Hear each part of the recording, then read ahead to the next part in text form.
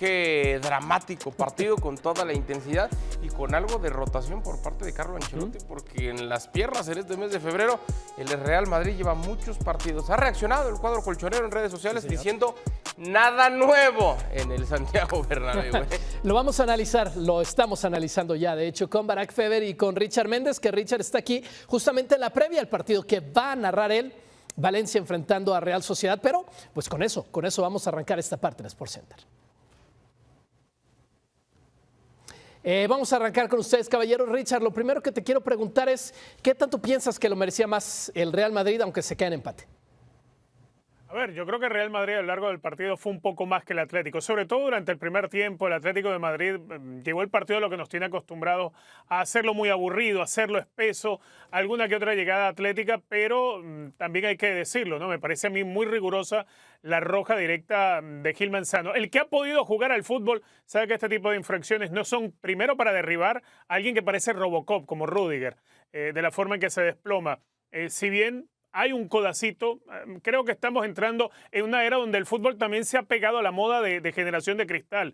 Creo que el 1-1 termina siendo un resultado más parecido a la realidad de lo que vimos, sobre todo un primer tiempo bastante aburrido, un segundo tiempo donde Atlético de Madrid se quedaba con uno menos, pero que supo administrar sus posicionamientos dentro de la cancha. Además, si un equipo que había dado la pelota al Real Madrid, buena porción de la cancha, poco iba a sufrir de tener uno menos, y justamente el que había venido de cambio, Angelito Correa, creo yo, ha debido entrar Correa por Llorente y no por Pablo. Pero bueno, esas son las decisiones que tomó el Cholo Simeone. El Atlético de Madrid se lleva un punto valioso para ellos, sí, de Madrid. Le duele más al equipo de Carlo Ancelotti porque todavía tiene alguna esperanza de arrebatarle el primer lugar al Barcelona con el paso de las semanas. Aquí ahora se empieza a alejar nuevamente. Generación de cristal en el fútbol, dice Richard. ¿Tú qué piensas de si era o no expulsión ese codazo, Barak? Yo no lo hubiera expulsado, honestamente, Toño, saludo Richard. Pero también entiendo que el reglamento le deja al árbitro interpretar que ahí hay una agresión y saca la tarjeta roja. Y al VAR no decirle, hey, Gil Manzano, te equivocaste, ¿no?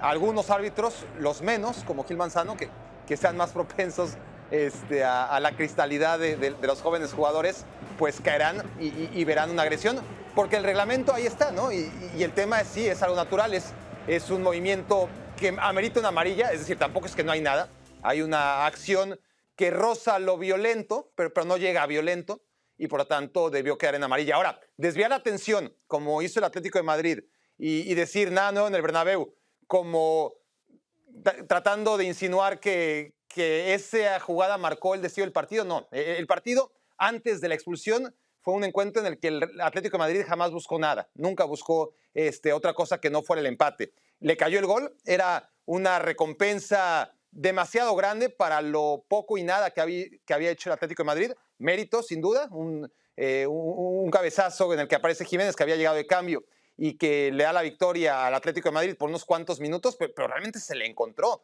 Con hombre menos, lo que quieras, el Bernabéu, estaríamos hablando ahora de heroicismo y habría que estar diciendo, no, a ver, el Atlético de Madrid se encontró con ese gol, pero bueno, muy pronto encontró el tiro de esquina de Modric, el Real Madrid, el remate de Álvaro, y a final de cuentas, sí, es un partido que yo creo que debe resumirse no en esa jugada puntual, sino en la falta de ambición del Atlético de Madrid. Cuando el Atlético de Madrid dice nada nuevo en el Bernabéu, para mí lo nada nuevo es un equipo como el visitante que no salió a ganar, que salió a especular, que a pesar de que ya no tiene nada que pelear en esta liga, no más que amarrar el cuarto puesto, no quiso darle una alegría extra a sus aficionados, una temporada que ha sido muy mala, y para mí eso es lo nada nuevo en el Bernabéu, un Atlético de Madrid sin determinación. ¿Qué piensas entonces, Richard, de si el punto no está mal para el Cholo?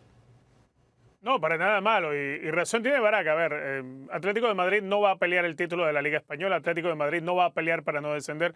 Atlético de Madrid llegaba a este partido tratando de seguir sumando para cuidar un puesto en la zona europea de Liga de Campeones de Europa. Es decir, creo que en mucho tiempo el Cholo Simeone llegaba con el Atlético de Madrid a un derbi en el Bernabéu sin realmente tener ningún tipo de presión. En el caso la presión era para el Real Madrid. Ocupó el partido en hacer lo que viene haciendo el Cholo Simeone desde que se dedicó a aquello de jugar con los tres centrales, 5 hombres en zona defensiva, hacer el mediocampo más espeso de lo que ya venía haciéndolo. Y bueno, el objetivo era ese, era hacer el partido aburrido que dio el Atlético de Madrid. Totalmente, el punto es bueno para ellos porque la única urgencia del Atlético de Madrid es terminar la temporada en puestos de Champions, nada más. No se está peleando nada. Llegaba este clásico sin ningún tipo de presión en el equipo del Cholo. Richard, antes de dejarte con la narración del Valencia contra Real Sociedad, quisiera hacerte una pregunta más. Más allá de las rotaciones, ¿cómo le fue al Madrid en ese primer tiempo? Modric en la banca. Sí, sin duda alguna. Modric es el que queda en la banca y cuando te entra al campo es capaz de hacer esas cosas mágicas. Y bueno, una de esas cosas mágicas de Luka Modric es la asistencia para el gol de Álvaro Rodríguez. Obviamente uno entiende que Ancelotti ha tratado de ir recuperando a lo largo de todo el mes de febrero a jugadores, por eso no contó con Thibaut Courtois, por ejemplo, en el Mundialito de Clubes, por eso dio tiempo para recuperar a Karim Benzema y parecía que el equipo había respondido. Hoy hubiese sido coronar esa etapa de un mes de febrero cargado de partidos de fútbol con obligación de rotar jugadores en los que pueda rotar y obviamente con los que no cuentan prácticamente como Eden Hazard. ¿Con quién vas a estar en el partido, Richard? Con Marito Kempes, ¿con quién más? El valenciano. Valencia contra Real Sociedad aquí en la Unión Americana a través de ESPN Deportes. Richard, gracias por estar en el show. Barak, vamos a seguir contigo. Me dio la impresión de que querías agregar algo a esto que está diciendo Richard. Bueno, en realidad tampoco es que vimos a un Real Madrid demasiado agresivo y con esa sensación de urgencia, ¿no? Yo no vi un derbi. Empecé a verlo a partir de la expulsión, ¿no? Porque sí, ya empezó la expulsión, el gol del Atlético de Madrid, alguna aproximación en el segundo tiempo, sin que me haya dejado a mí ni a nadie al filo de la butaca. Sí que empezamos a ver lo que en el primer tiempo no percibimos y sí es porque el Atlético de Madrid salió a lo que salió, a destruir, pero también porque ese Real Madrid a mí nunca me generó esa sensación de urgencia, de perdemos hoy puntos y nos despedimos de la liga. ¿Qué te parece la historia de Álvaro Rodríguez? Entra, le hacen prácticamente al minuto el gol porque Jiménez remata en esa posición. Luego, la forma más madridista, quizás impensada, él es el factor para que empaten el partido. Contra el Osasuna había ingresado de cambio y había anotado una asistencia, se la anularon. Al minuto siguiente vuelve a asistir, aún mejor, todavía tiene más responsabilidad en el segundo gol del Real Madrid contra Osasuna. Está tocado por una varita, ¿no? Porque hoy entra y remata de manera sólida, es un jugador alto, es un futbolista al que obviamente hay que llevar con calma y que hemos visto a muchos prospectos en el Atlético de Madrid, en el Real Madrid, en el Barcelona, en los grandes clubes a esta edad y saber que hay muchos que logran pasar etapas y otros que se quedaron ahí y solamente que el uruguayo debe ser el primer consciente en que no ha ganado nada, pero vaya que a su edad, con sus condiciones y con esa varita que te digo, que da la sensación que cada vez que entra pasa algo, tiene, por supuesto, razones el madridismo para ilusionarse. Y ni hablar Uruguay, ¿no? ¿Cuántas veces no hablamos de ese país pequeñito, pequeñito? Y hoy, en el derbi, ese país pequeñito, pequeñito puso las dos cabezas para que esto acabara 1-1. Tremendo remate los dos y lo de Álvaro Rodríguez, 1.92 de estatura. Si el Real Madrid no pudo irse con ventaja en el primer tiempo, ¿qué tanto fue responsabilidad de las que falla, por ejemplo, Benzema?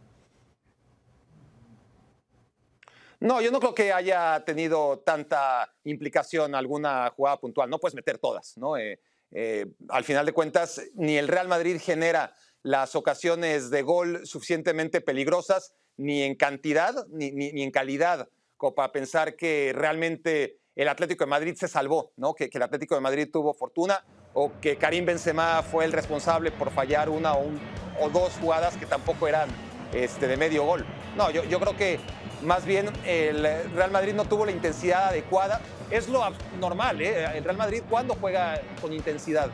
En los primeros tiempos, muy rara vez, derbi o no derbi, Champions o no Champions. Se ha estado jugando con intensidad cuando va perdiendo 2-0. Y ahí sí, era el primer tiempo y el Real Madrid contra las cuerdas es cuando saca esa intensidad que a veces, muy pocas veces, pues sobre todo en Liga, sí echen falta, ¿no? Y hoy creo que el Real Madrid, tomando en cuenta el calendario, por supuesto, la inercia que traía en contra de Liverpool, el viaje, a mí me hacía pensar que este Real Madrid con ese vuelo en Anfield iba a sacar todavía fuerzas para este derbi, pues acercarse a 5 puntos del Barça y el Barça, pues con las dudas que le generó el haber perdido en la Europa League, aunque sean competencias distintas, yo sí creía que la victoria del Madrid en la Champions y la derrota del Barça en la Europa League podía acercarlos en Liga, ¿no? Por este factor anímico.